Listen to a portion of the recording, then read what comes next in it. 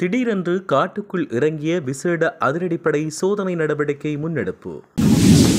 மஹிந்த விசுவாசியின் மகளை தேடி சல்லடை போடத் தொடங்கிய போலீசார் தானாக முன்வந்து போலீசில் ஒப்படைத்த ரோஹித அபய குணவர்த்தன. புலிகளின் ஆயுதங்களை வாடகைக்கு விட்ட மூவர் வவுனியாவில் கைதானவர்களின் வாக்குமூலம். சிறிய எலும்பு தொகுதியொன்றை அரவணைத்தவாறு காணப்பட்ட பாரிய எலும்பு தொகுதி. இன்றும் வெளியான எலும்பு தொகுதிகள். சம்பூரில் கன்னிவெடி அகழ்வின் போது மனித எச்சங்கள் மீட்பு, நீதிமன்றம் பிறப்பித்த உத்தரவு.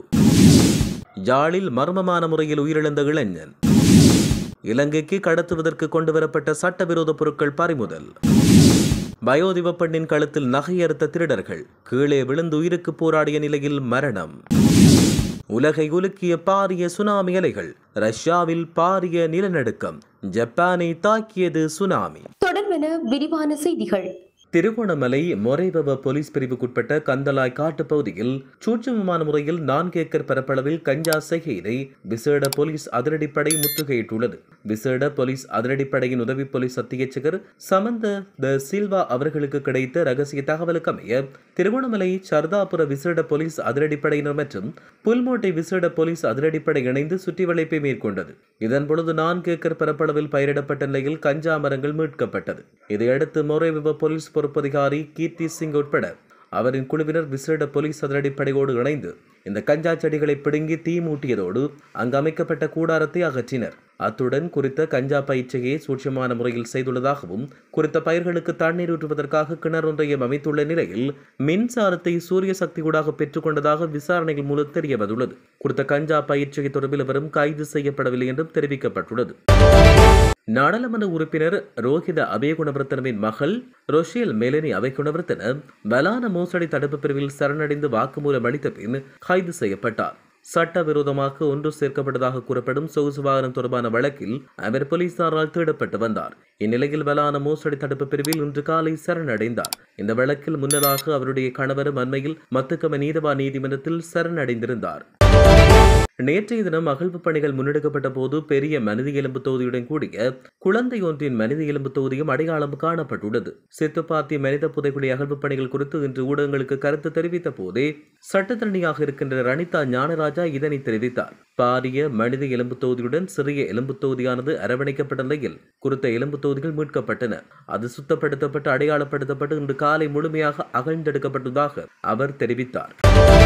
போரின் பொழுது சேகரிக்கப்பட்ட விடுதலை புலிகளின் ஆயுதங்களை மறைத்து தெற்கில் உள்ள பாதாள உலக உறுப்பினர்கள் மற்றும் குற்றவாளிகளுக்கு வாடகைக்கு கொடுத்ததாக கூறப்படும் சம்பவம் தொடர்பில் 3 கைது செய்யப்பட்டனர். வவுனியா நேரியகுளம் பகுதியைச் சேர்ந்த 3 சந்தேக நபர்களையும் பயங்கரவாத புலனாய்வு பிரிவில் 3 மாத காலம் தடுத்து வைத்து விசாரிக்க கொழும்பு மேலதிக நீதிவான் பசன் அமரசேன உத்தரவிட்டார். பெரமல் ரமேஷ், அந்தோனி பெர்னாண்டோ விக்ரம மற்றும் முகமது ராசிக் ஆகியோரை தடுத்து வைத்து விசாரணை செய்ய உத்தரவு பிறப்பிக்கப்பட்டுள்ளது. இன்று வரையான காலப்பகுதியில் செம்மணியில் 115 எலும்பு தொகுதிகள் அடையாளம் காணப்பட்டதோடு அவற்றுள் 102 எலும்பு தொகுதிகள் முழுமையாக அகழ்ந்தெடுக்கப்பட்டதாக சட்டத்தரணி ரணிதா ஞானராஜா தெரிவித்தார். செம்மணி சித்துப்பாத்தி இந்த மயானத்தில் உள்ள மனித புதைகுழியின் 2வது கட்டத்தின் 25ஆம் நாள் அகழ்வு பணிகள் இன்று இடம்பெற்றன. இந்நிலையில் இன்றைய தினம் 4 புதிய எலும்பு தொகுதிகள் அகழ்வு பிரதேசம் ஒன்றில் புதிதாக அடையாளம் காணப்பட்டுள்ளன. அத்துடன் இன்றைய தினம் 3 மனித எலும்பு தொகுதிகள் முழுமையாக அகழ்ந்தெடுக்கப்பட்டுள்ளன. இவ்வாறு அகழ்ந்தெடுக்கப்பட்ட எலும்பு தொகுதிகள் நீதிமன்றின் கட்டுக்காவலுக்குள் உட்படுத்தப்பட்டுள்ளன. இன்றைய நாள் முடிவில் இதுவரை 115 எலும்பு தொகுதிகள் அடையாளம் காணப்பட்டதோடு 102 எலும்பு தொகுதிகள் முழுமையாக அகழ்ந்தெடுக்கப்பட்டுள்ளதாக அவர் மேலும் தெரிவித்தார்.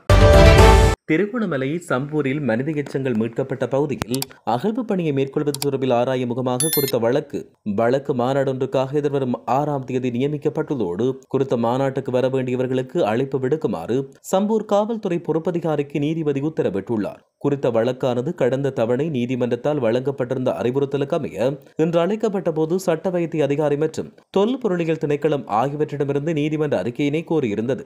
குறித்த அறிக்கைகளை ஆராய்ந்த நீதிபதி HM தஸ்னி பவுசான் இந்த உத்தரவை பிறப்பித்துள்ளார். இதனைத் தொடர்ந்து கடந்த 23ஆம் தேதி குறித்த பகுதியை மூதூர் நீதிமன்ற நீதிபதி மற்றும் அரச பகுப்பாய்வு திணைக்களம், சட்ட வைத்திய அதிகாரி, தொல்பொருள் திணைக்களம், புவிச்சரிதவியல் அளவை மற்றும் சுரங்கங்கள் பணியகம், காணாமல் போனோர் அலுவலகம், குற்றவியல் தடைய காட்சிகள் அலுவலகம் ஆகிய திணைக்களங்களின் அதிகாரிகள் பார்வையிட்டனர்.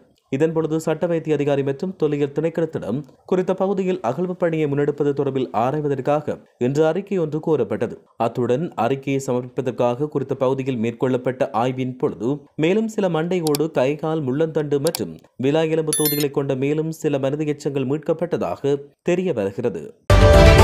யாழ்ப்பாணத்தில் மர்மமான முறையில் உயிரிழந்த நிலையில் 27 வயது இளைஞர் ஒருவரின் சடலம் மீட்கப்பட்டதாக அச்சுவேலி போலீசார் தெரிவித்தனர். அருகிலுள்ள ஆலயத்தில் இடம்பெற்ற இசை நிகழ்ச்சியில் கலந்து கொண்டு வீடு திரும்பும்போது இளைஞன் வீட்டுக்கு முன்னால் மர்மமான முறையில் இறந்த நிலையில் காணப்பட்டார். சம்பவம் தொடர்பில் உறவினர்கள் அச்சுவேலி பிரதேச வைத்தியசாலைக்கு எடுத்துச் சென்று அனுமதித்த போது அவர் ஏற்கனவே இறந்ததாக தெரிவிக்கப்பட்டது. சடலமாக மீட்கப்பட்ட இளைஞனின் கால் பாதத்தில் பாம்பு தீண்டிய அடையாளம் காணப்படுவதாக தெரிவிக்கப்பட்டுள்ளது. இந்த நிலையில் சடலம் உடல் கூற்று பரிசோதனைக்காக அச்சுவேலி பிரதேச வைத்தியசாலையில் வைக்கப்பட்டதோடு மேலதிக விசாரணைகள் இடம்பெற்று வருவதாக தெரிவிக்கப்பட்டுள்ளது.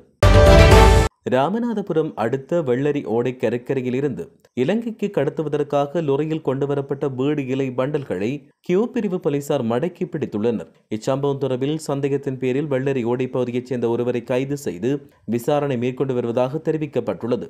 ராமநாதபுரம் மாவட்டம் இலங்கைக்கு மிக அருகில் இருப்பதால் ராமநாதபுரம் மாவட்ட கடற்கரையில் இருந்து சமையல் மஞ்சள், சுக்கு, கஞ்சா, கடல் அட்டைகள், வீடு இலை பண்டல்கள் உள்ளிட்டவைகள் அதிக அளவில் இலங்கைக்கு கடத்தப்பட்டு வருகிறது. மேலும் வீடு இலையேற்றி வந்த கண்டெய்னர் லொரியை பறிமுதல் செய்த கியூ பிரிவு போலீசார் சம்பவத்தில் தொடர்புடையதாக சந்தேகிக்கப்படும் வெள்ளரியோடை பகுதியைச் சேர்ந்த பாலகிருஷ்ணன் என்பவரை பிடித்து ராமநாதபுரம் சுங்கத்துறை அலுவலகத்தில் ஒப்படைத்துள்ளார். மேலும் கடல் வழியாக தப்பிச் சென்ற மர்ம நபர்கள் இருவர் குறித்து கியூ பிரிவு போலீசார் விசாரணைகளை மேற்கொண்டு வருவதாக தெரிவிக்கப்பட்டுள்ளது.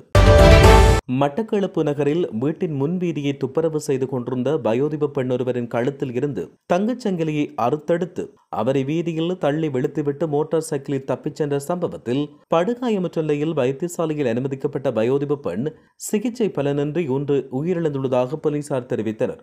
மட்டக்களப்பு நகர் நல்லையா வீதியைச் சேர்ந்த 81 வயதுடைய மகேஸ்வரி சரவணமுத்து என்பவரை உயிரிழந்தார். கடந்த 24ஆம் தேதி காலை 6:30 மணிக்கு குறித்த வயோதிப பெண் தன்னுடைய வீட்டின் முன்னால் உள்ள வீதியை துப்புரவு செய்து கொண்டிருந்த போது அங்கு மோட்டார் சைக்கிள் ஒன்றில் வந்த இருவர் பெண்ணின் கழுத்திலிருந்து சுமார் 3 லட்சம் ரூபாய் பெறுமதியுடைய தங்கச் சங்கிலியை அறுத்தெடுத்துக் கொண்டு அவரை வீதியில் தள்ளி விழுத்திவிட்டு தப்பிச் சென்றனர். இதனை அடுத்து வீதியில் விழுந்தவர் படுகாயமற்ற நிலையில் மட்டு போதனா வைத்தியசாலையின் அதிதீவிர சிகிச்சை பிரிவில் சிகிச்சை பெற்று வந்தவர் இன்று காலை சிகிச்சை பலனின்றி உயிரிழந்தார். சம்பவத்தை அடுத்து மட்டக்களப்பு நீதவான் நீதிமன்ற நீதவான் குறித்த சம்பவம் இடம்பெற்ற பகுதிக்கு சென்று விசாரணைகளை ஆராய்ந்து சடலம் வைக்கப்பட்டிருக்கும் மட்டு போதனா வைத்தியசாலைக்கு சென்று சடலத்தை பார்வையிட்டதோடு பிரேத பரிசோதனைக்குட்படுத்துமாறும் உத்தரவு பிறப்பித்துள்ளார். இதேவேளை குறித்த கொள்ளையர்களை தலைமறைவாகியுள்ளதாகவும் அவர்களை கைது செய்ய வலை விரித்து தேடி வருவதாகவும் போலீசார் தெரிவித்துள்ளமை குறிப்பிடத்தக்கது. ரஷ்யாவின் கம்சட்கா தீபகற்பத்திற்கு அருகில் ஏற்பட்ட சக்தி வாய்ந்த கடலோர நிலநடுக்கத்தை தொடர்ந்து நெமுரோ மற்றும் ஹொக்கைடோவின் 3 பகுதிகளில் சுனாமி அலைகள் தாக்கியுள்ளன. அந்நாட்டு நேரப்படி இன்று காலை 10:30 மணியளவில் 30 சென்டிமீட்டர் உயர அளவில் சுனாமி ஏற்பட்டதாக ஜப்பான் வானிலை ஆய்வு நிறுவனம் தெரிவித்துள்ளது. ஜப்பானிய வானிலை ஆய்வு நிறுவனம் அனைத்து சுனாமி எச்சரிக்கைகளையும் நீக்குவதாக அறிவித்துள்ளது. அதேவேளை ரஷ்யாவும் சுனாமி எச்சரிக்கைகளை நீக்கியுள்ளதோடு அபாயங்கள் ஏற்படும் அச்சம் இன்னும் உள்ளதாக அறிவித்துள்ளது.